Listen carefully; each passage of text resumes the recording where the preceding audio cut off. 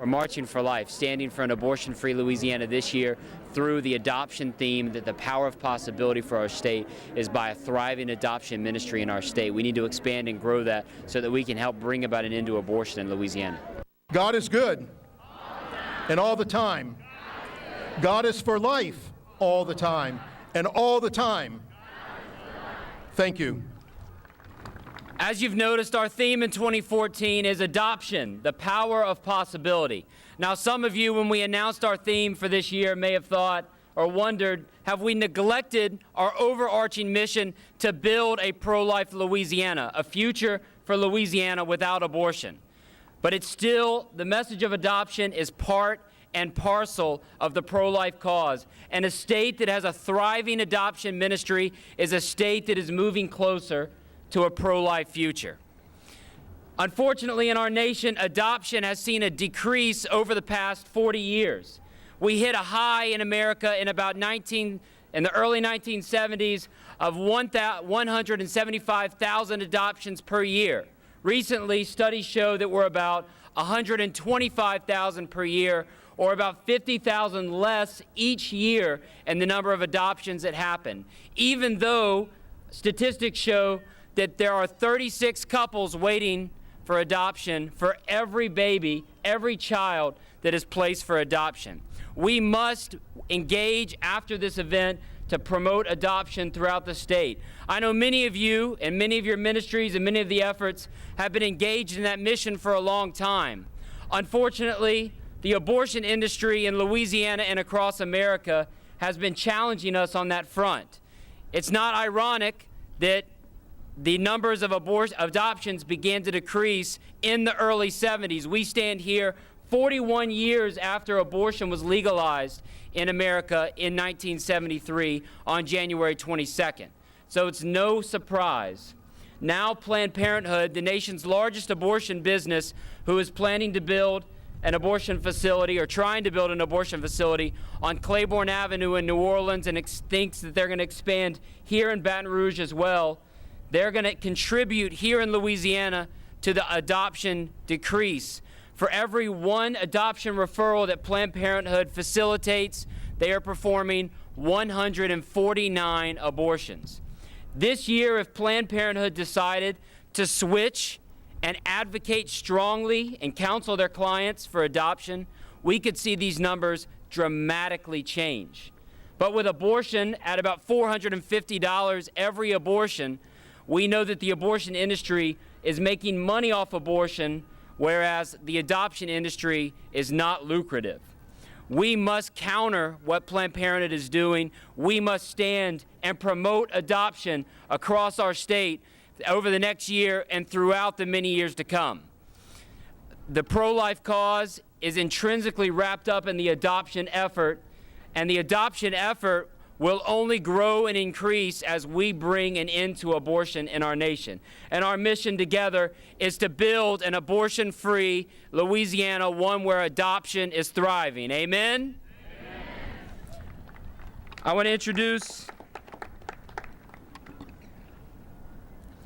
now want to introduce one of our leaders here in Louisiana and across the nation for the pro-life cause. Senator David Vitter was first elected to the House of Representatives, the United States House of Representatives, in 1999. He was elected to the U.S. Senate in 2004, and he's been reelected since in 2010, the most recent reelection. Senator Vitter is a bold conservative reformer who is working to solve significant problems facing our state and nation. Senator Vitter also believes in the sanctity and dignity of human life. If you're looking for a pro-life model of consistency from an elected official, Senator Vitter, since 1999 in Congress, has voted for life 72 out of 72 times. Let's give it up for Senator David Vitter.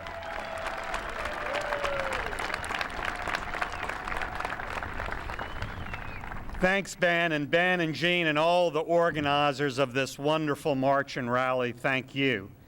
And thanks to everybody here.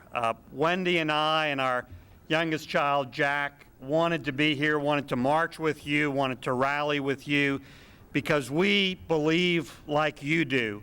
We can't be whole. We can't be true to ourselves and true to our God. We can't really reach our full potential unless and until we build and live in a culture of life and promote adoption, promote alternatives, and end abortion forever. You know, in our political debate and our everyday lives, we talk about opportunity, we talk about reaching our full potential, we talk about caring for the vulnerable. We can't do any of that. None of that can mean anything if we have the scourge of abortion. And that's why we need to end it and replace it with a true culture of life. And as has been said, we're off to a pretty darn good start here in Louisiana. You know, we're known nationwide as loving life. Now, a lot of folks may think about that as celebrating Mardi Gras or having festivals all around the state. But we also love life in opposing abortion. We also love life in promoting adoption. We also love life in truly caring for our most vulnerable. And we need to continue that and carry that message out to all of our friends and neighbors and folks in our neighborhood and workplace every day. We need to love life in all of those ways, and certainly ending abortion and growing adoption is an enormously important way. The other reason Wendy and I are so excited to be here is it's a chance to thank all of you, but particularly the young folks in this crowd today. And it's a chance to be encouraged, quite frankly. That's why I'm absolutely here every year. That's why I meet absolutely whenever I can with the Louisiana group that comes to Washington for the March on Life. You know, we talk about the folks here at the podium and behind me as the leaders. I have news for you. The young people in this group, you all are the leaders, and you all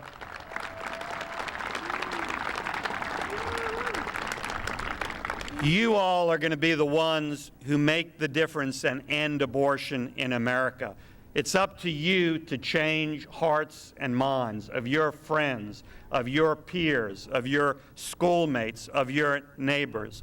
So you are the leaders we're counting on.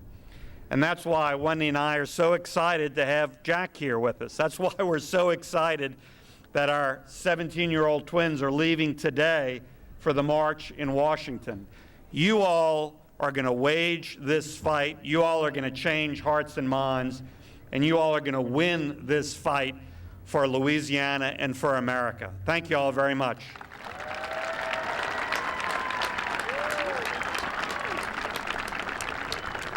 Thank you, Senator Vitter, for your leadership and your advocacy on behalf of the defenseless in our society.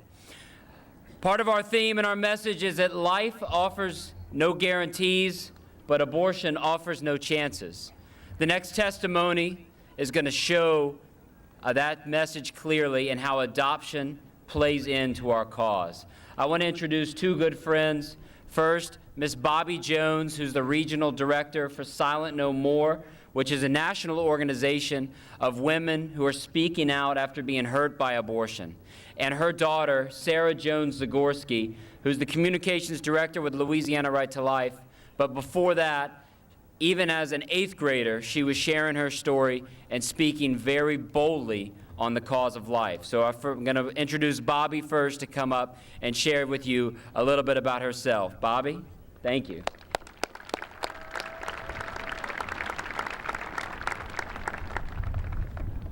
Thank you, everyone, for coming. Thank you so very much. Now, if you were in the march last year, you noticed that there were many more women that were here standing up in the front, and they are my supporters. But this year, many of them went to Washington, so yay!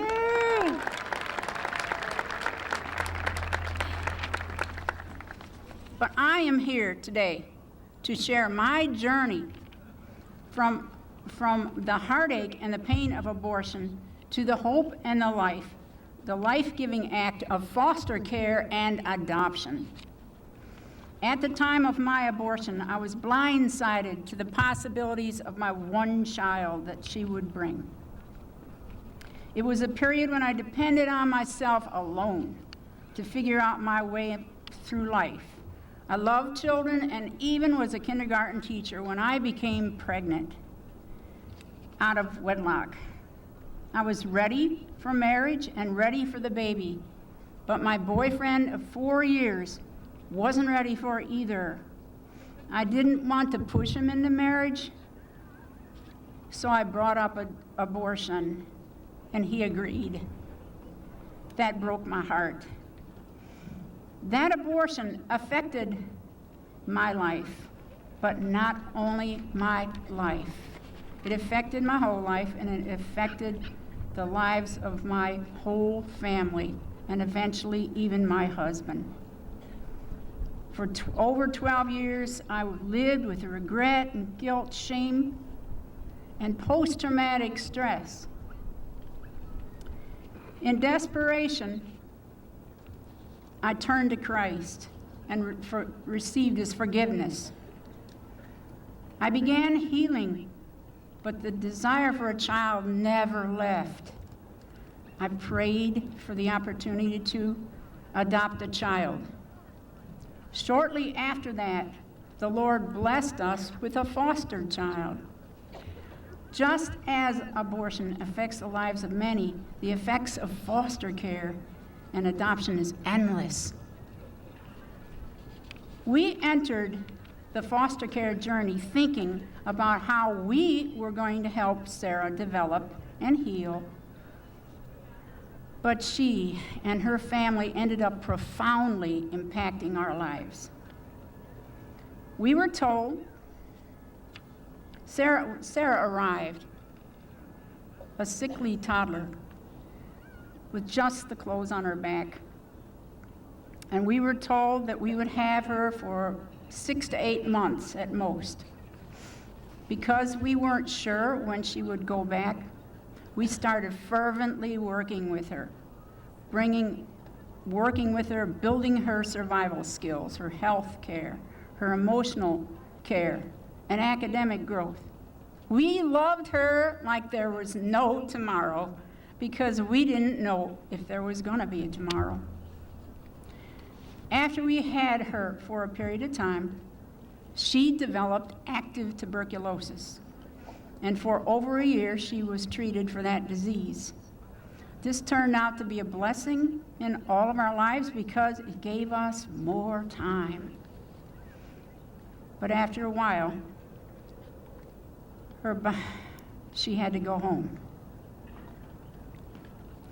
Her biological mother then, later on, led us back into her lives, but this time as grandparents. And by the way, other ex-foster parents were doing the same for other siblings she has. During this time, we were discovering more about her family's conditions. The conditions we saw frightened us. We saw poverty, abuse, and extreme neglect. And this is common, by the way, in broken homes.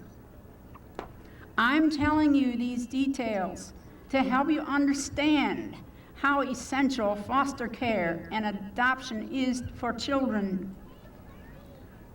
A short while later, the family was again all placed into foster care, and we took Sarah again on faith that she would not have to be returned.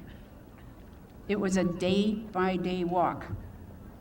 After a few years, the state terminated parental rights and released Sarah for adoption.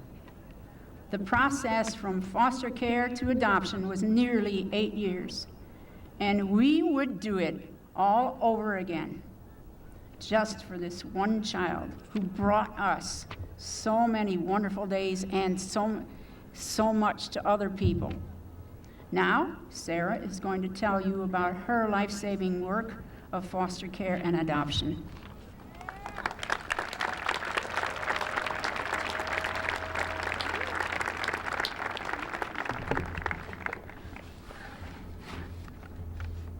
Good afternoon, Louisiana. How are we doing today? today to come out and represent life and the power of possibilities that emerges from adoption. You just heard my mom talk about that, and now I'm going to tell you a little bit about that. As she said that adoption and foster care brought me into a life-saving situation. And I can tell you about it with boldness because I know it very well. But before I share with you that journey, I must tell you about a very significant day that made my adoption possible. That day was my birthday. In our state, 22 children die each day, and they're denied a birthday because of abortion. Oftentimes, mothers face circumstances that are so very difficult that they believe death would be a better option than life. I know, because at one point my biological mother thought this as well. She thought this with me. When she became pregnant with me, she was living with schizophrenic bipolar disorder, which steals your very life from you. She had 7 children, and all of her children had been in and out of foster care already. Her children were already experiencing abuse, neglect, starvation. To make matters worse, her pregnancy with me was turbulent, and my birth father wanted nothing to do with me. This led her to seek help. A friend of hers told her that she knew of a cheap doctor. This doctor was an abortionist. So she went to him, and he delivered me at 6.5 months, breech. And when I was born, I was not breathing. He then told her that she should let me die, that I would amount to nothing more than a mental vegetable, that I wouldn't have a normal life. For those few minutes, he held my life in his hands. But in that moment, something in her said no. So she told him to get me the medical attention I needed. From there, I was sent to Children's Hospital, trauma birth ward in New Orleans, where I stayed until I was able to be by myself without medical help. I wish I could tell you that my troubles became less and less after that. I really wish I could tell you that. But they actually became worse. From what I can remember, simply making it through the day was a fight for food, a fight for safety, a fight to survive. My siblings were at war with each other, and they were desperate for my mother's attention. Abuse, neglect, and starvation ran rampant, and when I say that, I am not exaggerating. I was one of the youngest, which meant I was one of the weakest. Most of the time, I hid.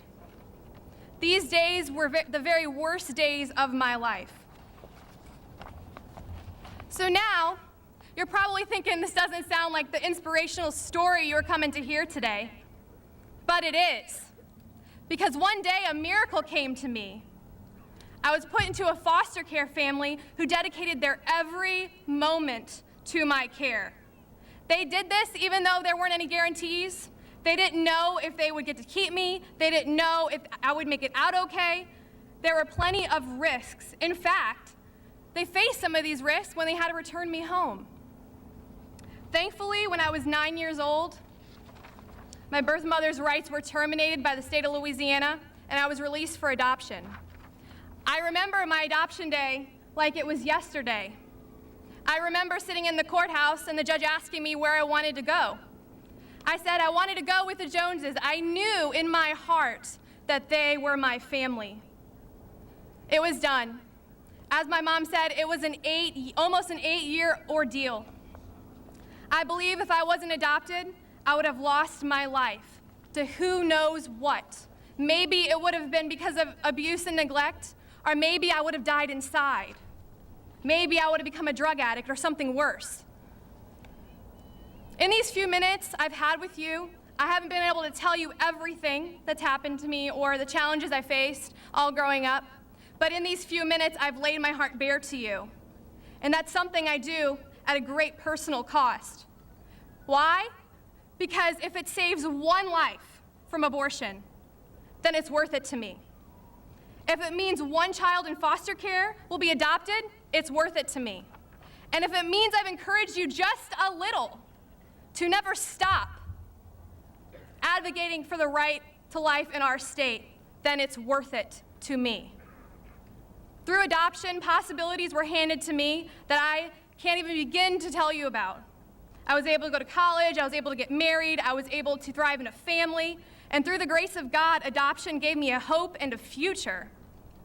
I beg you to continue, please continue, standing for those who have no voice. Thank you.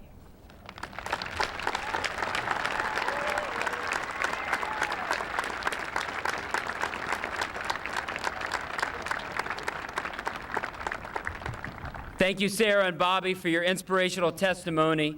It shows us exactly what possibility can do and what abortion wants to take from our culture, from our society.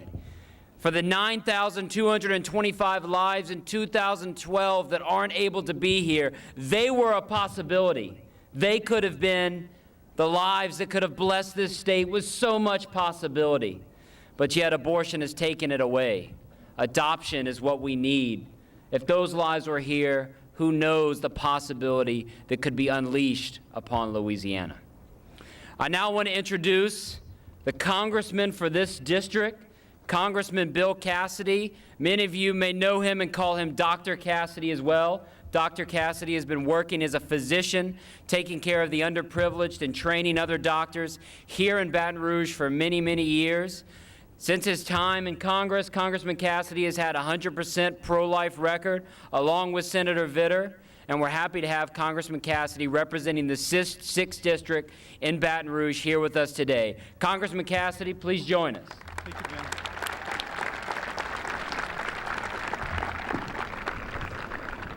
I am a doctor, and I have learned people love life. And every now and then a patient lives because of something that a doctor does, and the patient and the patient's family will call that doctor a hero. And if you will, a hero is someone that takes a situation which is terrible and makes it something good. In this case, the physician took life that was slipping away and perhaps had a role in saving it. Look around yourself. Let me tell you who heroes are. They are the women who, having determined that they are unable to raise their child themselves, instead of choosing abortion, gives that child up for life. Now, she is a hero, not just to the child, as we just heard, who lives because of her decision. And by the way, look at these pictures over here. These are children whose mothers decided to give their child up as opposed to abort. Children who are now in foster care and available for adoption. Those moms are heroes. Heroes not just to those children, but to the family that adopts that child, who for whatever reason couldn't have another child of their own, but instead is blessed by that child's life. And then, as we just heard, a hero not just to that family, but to broader society as that child is raised and begins to benefit others. A hero to future generations, because when that child, she has her own children, there will be many more generations, because originally that mother chose life. She's the hero. And look around at yourselves. You're the heroes too, because you choose life. You choose to encourage her. And in her desperate situation, you will say, no, listen, there is an option. And there's an option which is positive. And whatever the circumstances of the pregnancy, you can make it something really great. So let me just here thank those women who are heroes to their children, to the families who adopt those children, and indeed to all of us. Thank you for being here.